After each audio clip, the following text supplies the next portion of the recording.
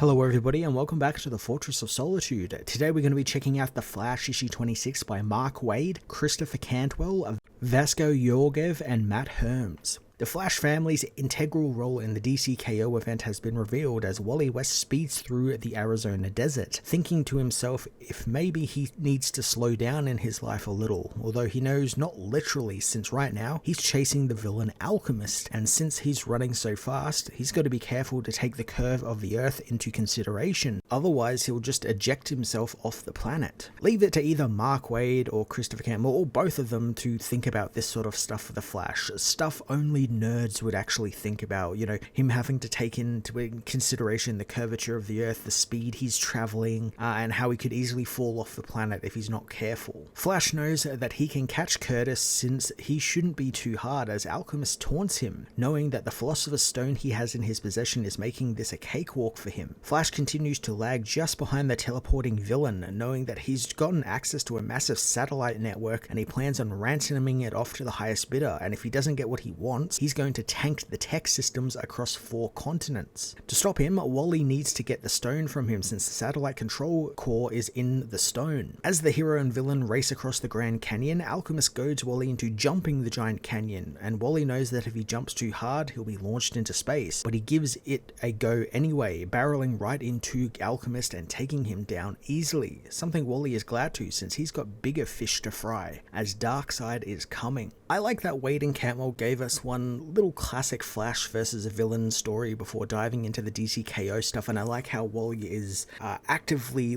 kind of in his own head about what to do, because obviously he knows all about Darkseid's coming. He's seen everything that's coming thanks to the Omega Protocol that we saw a couple of weeks ago in that special, so he understands the weight of the situation and realizes someone like Alchemist messing with things is kind of like a small drop in the pond, and he doesn't want to mess this up so he can focus on something much bigger.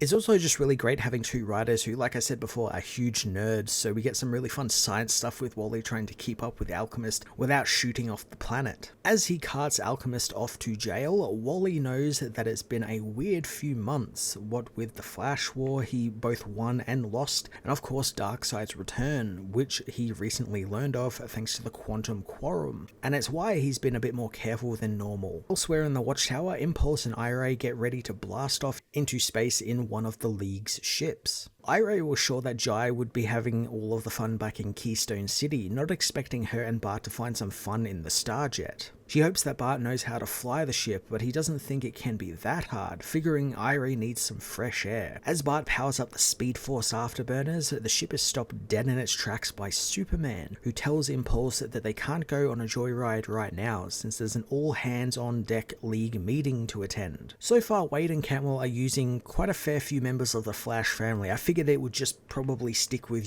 Barry gets involved somewhere, and then Wally is there as well, and maybe to a lesser extent we see what happens with Jay Garrick in the DC KO event. But I like that he's tying in Ira, Jai, Impulse. I imagine we're going to see more as the issues continue on, and really it makes a lot of sense. They are kind of like this cohesive unit who work together. The Flashes all work together at some point, so it makes sense to keep them all together in this little tie-in event. Once back in the station, Max Mercury chews Bart out for taking the jet, but he thinks Ira needs to stretch her legs, and so does he. Max imparts some wisdom into Bart, telling him that the fastest he will ever run will be when he's standing completely still. However, Bart doesn't know whether that's clever or wise, upsetting Max since he's not taking this seriously. Bart doesn't really listen since he spots Time Trapper, realizing that he's actually Doomsday. He speeds off to attack the villain, but Flash stops him since this is serious existence-ending stuff and he needs to pay attention for once. From here, the book kind of does a bit of a catch-up on DC KO. If you're not reading, Superman, Justice League, Unlimited, the Titans, or some of the other tie-ins, it does a pretty good job of kind of recapping that first issue and what happened in there, where we learn about what's going to happen with the Speed Force as well as Time, and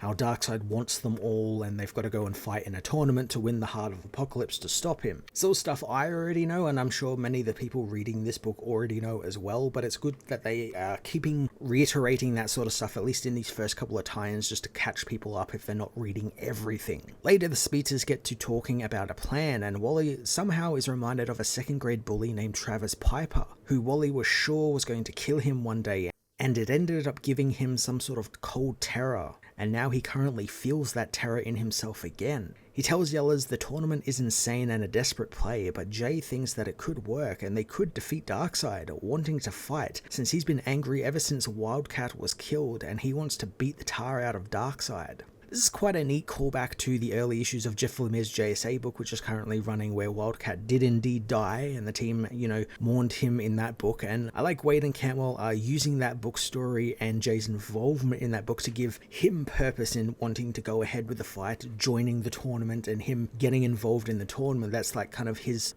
sort of motivation beyond, being a hero and trying to save the world. It also feels like he knows they can't win, and this is him wanting to go out in a blaze of glory. Like he wants that final moment with the villain, to throw fists with the villain and wants to go out that way. Wally reminds him that in the tournament they would be fighting each other, making Max think that Trapper's plan of starting again in the far past could work. Wally doesn't want to do that since even more time travel would be involved, and they already have dozens of displaced heroes from across history, and the timeline is literally on fire, something he saw firsthand in his travel with Booster Gold and Time Trapper. Wade's approach to time travel here and in the Justice League Unlimited book has been great. It's not been the usual rules of time travel tropes, and there's also been this thing in DCKO where Snyder right off the bat has said there is going to be no reboot or anything of the nature. The universe isn't going to reset to issue 1 basically after this event. That's not going to happen, and I like that that is kind of been a thing going from all of these issues where they kind of reiterate that, where it's like, no, this is not going to be a reboot like you might think it would be after a big crisis. It's not going to be that at all. Makes writing these stories a lot more interesting since they can't just fall back onto those tropes to save them. Usually a writer would have that as in their back pocket to like get themselves out of a corner they've maybe painted themselves in, but they don't have that here, and I quite like that. It makes them get a bit more creative and a bit more interesting with how they tell their stories. Iray suggests that since they are slowing down time for this tournament, her and Impulse's power will be faster, making Impulse think that they could take Darkseid down in the past without any problem. Wally thinks that they are insane to even suggest that, but Impulse thinks that he can do it since when he was hooked up to the 31st century VR system, he maxed out their combat systems, and while it could have killed him, he beat them all, meaning that he is very strong. This feels like such like a child-like logic, right? Oh, I beat these, games, these VR games, so I must be good. That's such child logic, and I like that Wally doesn't have any time for that sort of thing, but Impulse wants to try and be taken seriously as a hero, but coming up with this kind of logic doesn't really help that. Wally doesn't think that a slowed down Darkseid would be an easy win, telling the young hero that this isn't a game or some VR simulation. Before Wally can finish talking though, Impulse speeds off, vibrating through the station's bulkhead and into the time stream. Impulse, thinking that he can just one-shot a slowed down Darkseid in the past, is just the right amount of cockiness and stupidness from Impulse that I like. As I said before, it's kid logic. It's logic that he thought like, oh, if it works in the video game, then it should work in real life. It's kind of a fun idea though, this Impulse version of Flashpoint, though I'd argue it's probably even worse since the universe will just completely die off, not get rebooted like it did in Flashpoint with the New 52. Wally tries to catch Bart but is too slow, and he bounces back when he tries to enter the Speed Force. He soon realizes that Bart has already begun changing the timeline, as Iray and Max have no idea who Impulse is. Wally tries again and manages to get into the time stream, finding it infected by Omega. The Speed Force cries out in pain as Flash catches glimpses of his past and how Barry got his powers from the lightning hitting all of the chemicals and spilling on him, and then how he got the exact same powers the exact same way. Wally doesn't think he'll be able to catch up to Bart, but all of a sudden he's pulled to him from the time stream as Impulse has arrived at the moment that Darkseid attacked the Justice League, which we all saw back in DC All-In issue 1. Impulse knows that Trapper's plan actually worked, and time is slowed, comparing it to ripples in a pond, with the slowest being the most recent past. So this moment in time is all but completely stopped, and a microsecond here will take an hour to pass. Bart believes that this is their one shot at taking Darkseid down, as no one can see them and they are moving faster than the speed of light. The young hero charges Darkseid, who immediately punches Impulse into the ground, proclaiming that he is everything and soon the Speed Force will be his. Wally realizes that Darkseid was waiting for them, that somehow he knew they would be there.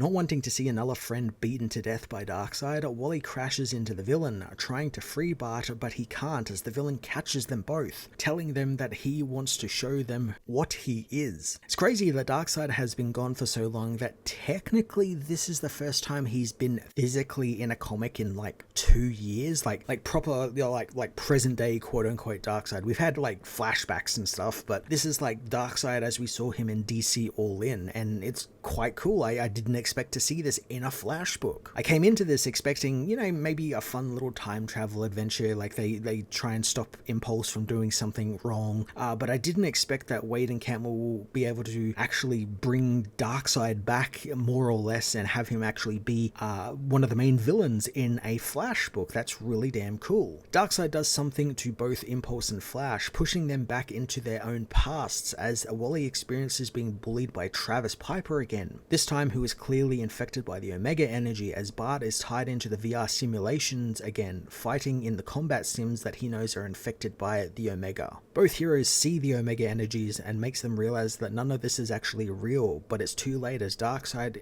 says he can destroy them when and where he pleases, since he is inevitable. I like the showcase of Darkseid's immense power and what he can do to your past, present, and future should he deem it acceptable. And this is a Darkseid who's just before he became the god of the absolute universe, just before he died and caused all of this stuff to start happening. So he technically isn't gotten all of the power he wanted. He almost has it, and he's still able to do all of this. This is really cool. This is a proper strong Darkseid.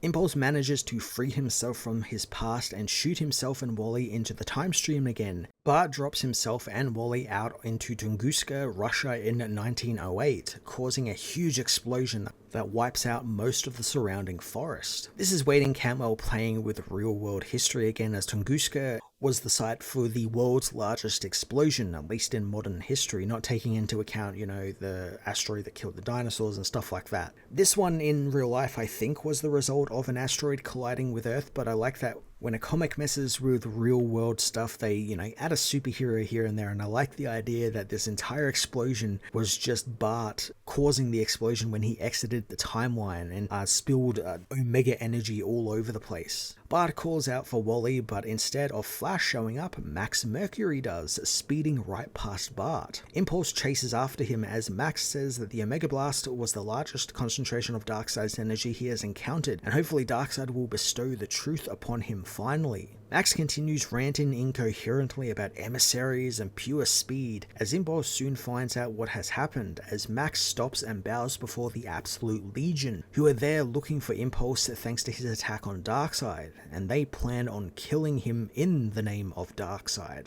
Now that's how you do a cliffhanger. The world has been changed now forever, and now the Absolute Legion are hunting the Flashes through the timeline. The Legion stuff getting put throughout all of these books has been such a great win. I like that they aren't just being kept for the Superman books, being that he has the most ties to the Legion. We're actually getting the Legion across most of these books in some way, shape, or form, and I like here the Flashes are just outrightly fighting Saturn Girl, Cosmic Boy, and Lightning Lad. You know, that's really damn cool. The Flash issue 26 continued the trend of really great DC KO tie-ins. With this one, instead of focusing on the evacuation like the last couple have, this one focuses on Darkseid's influence over the timeline currently and how the Flashes are trying to combat it. There's a great through line there being built about looking before you leap, you know, something Wally learned and something Bart is going to have to learn. You know, he's still got that kid brain, he's still got that kid logic, and that's leading to the timeline getting even more messed up than it already is. I like Wade and Cantwell are using almost all of the Flash family members in some way, having them all play a role in the issue, and I'm sure ones that weren't included in this issue will appear in future tie-ins, and I'm really intrigued to see how they work them all in some way, shape, and form. I'm going to give this issue an 8.5 out of 10.